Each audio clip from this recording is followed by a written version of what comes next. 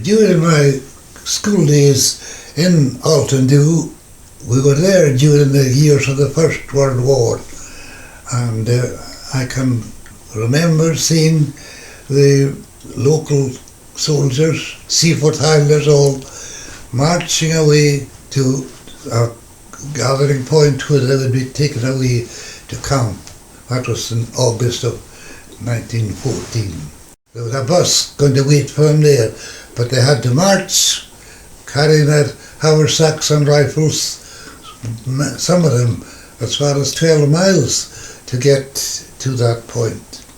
And then from there they would have travelled to Ullapool, Gar, and then a train to take them south. As far as I remember, it was to a place in England called Bedford that their camps went. And indeed, in the first year of the war, they were kept at home to get a fuller training. So they remained at Bedford, and there, in fact, many of them were struck down by infectious diseases like measles and scarlet fever, which had never penetrated such an outlying place as Coyach before then. They were sent home before they were fully recovered, probably still carrying the germs, because both diseases spread rapidly round the children of the localities. There were 7 of us in the family by that time, and every one of us took first the measles, and then just when we were recuperated from that, we struck down with scarlet fever. The school was closed for a long time for that, much to our delight. Sadly, 1 or 2 never recovered from it, and indeed some of the soldiers who had taken it also died down at Bedford. As boys, we used to love to go scavenging along the shore to see what we might find there. And I remember on one time coming amongst the seaweed that was cast up, we came on a lead pencil, or at least half of one, but written on it were strange words that we didn't understand. So we brought it home, and my mother, who had scholastic education, recognised it to be German words which said Deutschland über alles, Germany above all others. It must have come from a German ship, or possibly a submarine that had been cruising, because we were troubled with the shipping around our coast, was badly harassed with German submarines. A steamer came from Glasgow every 10 days, brought us all our supplies. Nothing came by road in these days. But for 2 months of one winter, they never came, because the coast round our shore had been covered with mines that were set and were a threat to shipping. And that winter, we in school had a glorious time, because paraffin went down, candles went down, and we had no lighting to have in our houses, so we didn't have to do any school homework in these days. It was a great delight to us. On another occasion, we came on a large metal box. Now we had been warned, if we saw anything unusual, not to touch it or go near it, in case it would be a mine or something. This didn't look the least bit like the pictures of mines that we had been shown, but we left it and reported to a coast watching station that they got an inspector of coast watchers to come, and it turned out to be a box holding the logbook of the SS Laurentic. The Laurentic was a Red Cross ship carrying wounded Americans back to America, having suffered serious wounds. And she had been torpedoed by somebody, and the Germans ignored any marking of Red Cross or anything and attacked all these ships. And the Laurentic had been sunk by torpedoes, and at a later date, one body with one leg amputated came floating ashore there, and obviously an American soldier who had drowned from the Laurentic. These were the events which we experienced during our young days. The following reading is an extract from a newspaper report in 1917, read by Kenneth's daughter, Peggy Lavelle. Much satisfaction is felt in the Lochbroom district at the homecoming of Kenneth McKenzie, letters Lochbroom, locally known as Kenny Bowie. He heartily responded to the country's call by joining the RNR and has had a brilliant and adventurous career. While engaged in minesweeping operations in the White Sea, an outbreak of fire in the vicinity of the magazine threatened the destruction of the ship and occupants. Regardless of personal danger, Mackenzie entered the fire zone and was instrumental in getting the fire under control. In recognition of this conspicuous act of gallantry, he has been awarded the Russian Order of St. Anne. Mackenzie is a young, fearless, plucky fellow, and his friends in Westeros will hail with great satisfaction the great honour thus conferred upon him at the hands of the Tsar. He served in the memorable Battle of Jutland, subsequently trained as a gunner, and was attached to a transporter which was torpedoed and foundered this year. After offering the enemy a stubborn fight, the crew took to small boats and struggled to keep afloat in a choppy sea for 24 hours. They were picked up in an exhausted condition by a passing French troopship. The severe exposure Mackenzie underwent last January has told in his iron constitution, and a serious illness developed last June. He has recently been discharged from hospital. He is a brave and unassuming young man, of whom it may truly be said that he has done his bit. Awarded the DSM when discharged, November 1917.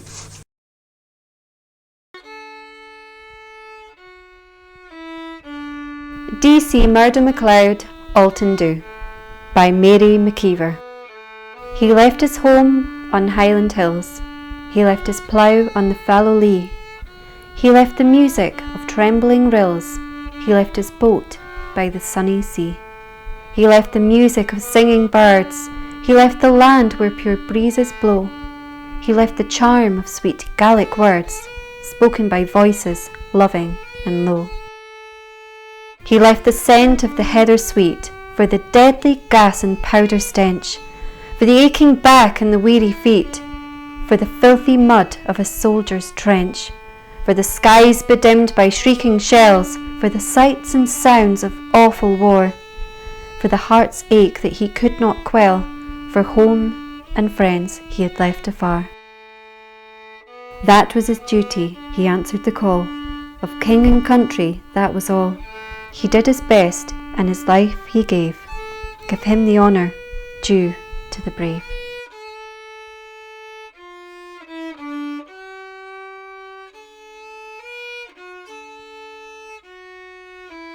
Something happened around 1910.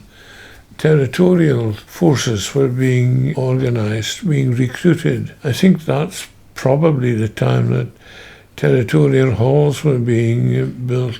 For service in the territorials, they got a small remuneration and things like boots and as well as a few bob to go with it, all of which was very, very welcome. My father and his contemporaries in Achildebui, they tended to start in the Lowood Scout. When the reserves were being recruited in Beauvais in Achildebui, these men were already abroad. One chap that I was very familiar with and knew very well was Angus McCrae from Achnaheard. Now, he was one of our postmen. I don't know his war record, but I know that he was wounded at one point. This had repercussions afterwards, because he became one of our 3 postmen that we had at the time. I mean, he was a very good postman, very efficient, very quick, and did his rounds, and he had a lot of cycling to do. They were all on bikes at the time. It must have been in the 40s or 50s. He had to give up because the cycling interfered with his war wounds. He and his wife and his daughter Betty were given the choice, in fact, of a post office. Now, the story about Donald Neal was that he was captured and was made to work as a stretcher bearer by the Germans. So he had a rather horrendous task of working as a stretcher bearer under our own fire.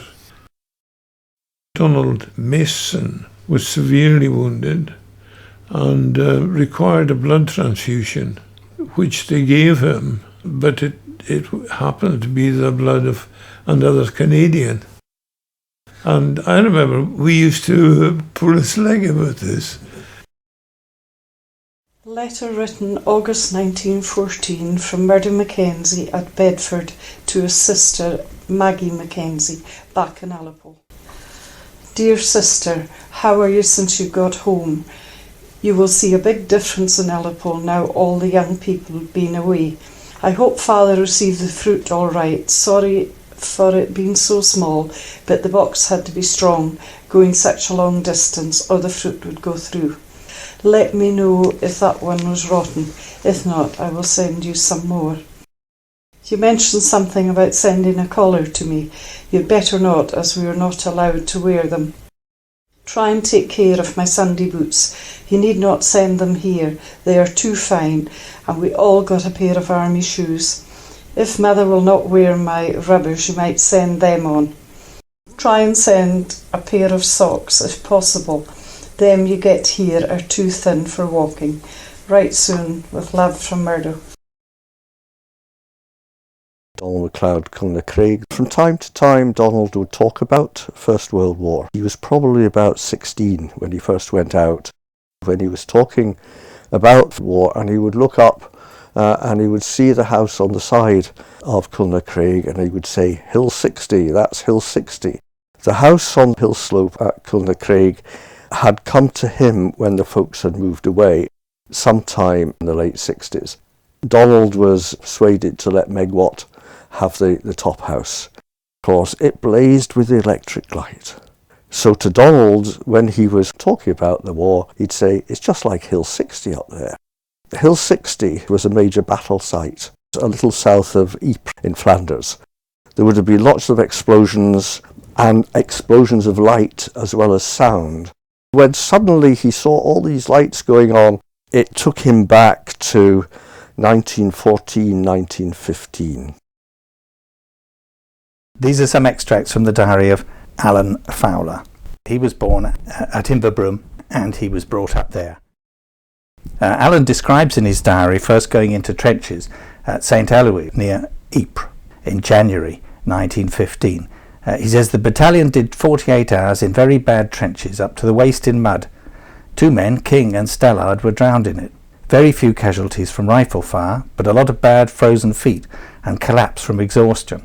After 2 or 3 goes in the trenches, we went back to West Antrim for 6 days rest. We marched back and did 12 days, 2 days in and 2 days out of the trenches. Appalling weather all the time, rain, snow, sleet, mud of the worst description, and absolutely impossible to keep clean. On February 22nd, the diary states, battalion went in again near St. Eloy Fraser and Nicholson were killed and Davidson badly wounded in abdomen while trying to get a wounded man under cover. It was a very misty night and hardly possible to see 20 yards, so that evidently the Germans had a man lying out close to our trenches and signalling back where to fire. One lives in a state of permanent dirt in the trenches, as there's a shortage of water for washing and one does all one's own cooking, which isn't much as one doesn't get very hungry. Bacon, bread and marmalade is the menu for most meals, but cheese and sardines and hard-boiled eggs come in handy. Firewood is difficult to get, and so solid spirit is invaluable. The cold is the worst thing, but it might be worse a lot, and it's only really one's feet that are permanently cold, though one's fairly cold all the time, and as the first sleep is about 5 a.m, one is fairly chilled before lying down. The diary stops on the 26th April because Alan didn't get back to fill it in. He was killed 2 days later in the front line on Hill 60 by the explosion of trench mortar coming in. Isabella Bannerman Mackenzie. She was from Ardendrain. Her parents came from Scorrig and they had the shop in Ardendrain. Well, she was behind the firing lines, she said, attending to the wounded. And then there was this terrific noise of shells or gunfire all around her. And a doctor who was working with her pulled her under a table to shelter. This doctor was a great friend of hers, I think, but he was killed. And she said she went outside and she picked up this shell. And she said they were lying around all around the place. And she brought that home and she gave it to me. But she didn't say much else about the war. But I think she was a very busy nurse. Ronnie Ross of Camsnagold talks about his father, William Ross. On the 22nd of November 1917, he was severely wounded at Fontaine, Notre Dame. Donald Mackenzie from Scorrig carried him on his back to a medical post. The doctor in charge examined him and told him he would have to remove his left lung. He asked could he get him anything. He replied, a good tot of rum, sir. His lung was then removed. He survived and was put back into his regiment for the final stages of the war. Just as soon as you were able to hold a rifle again, you were put back out. When you'd been put out on the rifle range, if you were a very good shot, you were automatically made a sniper. Well, he was a gamekeeper. He had plenty of practice. Nearly every one of them was snipers. When my father came back to this country, he had trench foot, and they wanted to take his legs off him. And he said, no way. He said, you're not taking my legs off. He came home and the trench foot went away. He got cold feet to us very now and again, but otherwise he could walk no bother. My father was lucky, to get a job as soon as he came back. When he got demobbed, he went back to Ilandarroch estate, the Donnelly estate, the Mackenzies. His father was the manager on the estate, and my grandfather was the manager before that. My uncle, Ali Burke, who was killed, he had a distinguished career. He had 6 medals, and amongst them was the DCO and the DSM, and he was mentioned in dispatches a few times. He was a sergeant. There was one leaflet mentioned in dispatches that it says that the Germans sent over a reconnoiter and Ali jumped the parapet and bombed them back to their wire, as it said. And he came home on leave with a pair of German binoculars, which I still have, and my father used them as a shepherd. When he went away, he never came back. So he's buried in France. He had a rifle which is now in Fort George Museum, and he was trying to get a sniper, and the sniper was trying to get him, and the sniper's bullet hit his magazine and the bullet exploded, but it didn't kill him, and he took the rifle home, and it's now in Fort George. This Gurkha, he was bringing in ammunition which he desperately needed, but he was mortally wounded, so my father crawled out to get the ammunition, but he took the Gurkha back with him. So the Gurkha gave him 2 things they never part with unless they're dying, and that was his water bottle and his kukri. Kukri is Gurkha's knife, the curved knife that the Gurkhas had. So my father managed to keep the kukri and take it home. I know they were in the trenches. He was buried alive. I don't know, was that trench or what, collapsed in him. But the Ullapool boys were digging him out, the ones that were with him. Santee Grant was recorded in the 1950s telling of his experiences at the front during the Great War. It was the first day of 1917, and you couldn't wish for a weather new year than that, you know, jumping into the Mediterranean. It was a very stormy day at the time too, and we were all on deck. There was a general inspection on, and that's what saved lots of lives too. There was 2 trawlers, you know, escorts, saying, of course, oh, thank the Lord, it's not on one of these things we are. It didn't take very long for us to be very thankful to be on one of them. Torpedo got us somewhere about the amidships. Even the coals were up in the air. And we were half drowned with the water coming from up above when it was coming down. There wasn't enough steam left, and that would blow the whistle, and that was the warning we were supposed to get, but there was no steam to blow the whistle. You knew that you were torpedoed. You couldn't make a mistake about it. On that day, I was the 3rd lifeboat. Well, I seen the first one being lowered down, and we thought that boat was all right. We found out later on that she wasn't. Well, the second one, she was cut in 2 seams, just the same as you would do it with an axe. I was threw off my boots and put the Balmoral inside my tunic, and I said to myself, wherever I'll go, you'll go. As I was getting onto the side where it was lower to jump into the sea, there was someone called behind me. Are you going to chance it, Sergeant? Yes, sir, I said. And have you got the Gaelic? Yes, I more than half of English. Well, he says, I'm coming with you. And there were the 2 of us, a bit away from the boat. I thought that he could swim too, but he couldn't. And when I looked back, you know, there he was. So I came back and towed him across to where the spar was. It was our own spar. There it was. I don't know whether it was the ship that was drifting to where we were, or we drifted to where the ship was. And when we looked, one of the lifeboats took charge and came down almost on top of us. We were lucky it missed us. We got clear of the ship with all the men what was floating around. The boat was going to sink in there. So we proposed, you know, that we would over the side and catch her, gunner, stick to her, that would keep us together. But how many of us survived, I couldn't say. We were 6 hours in the water and it was getting dark.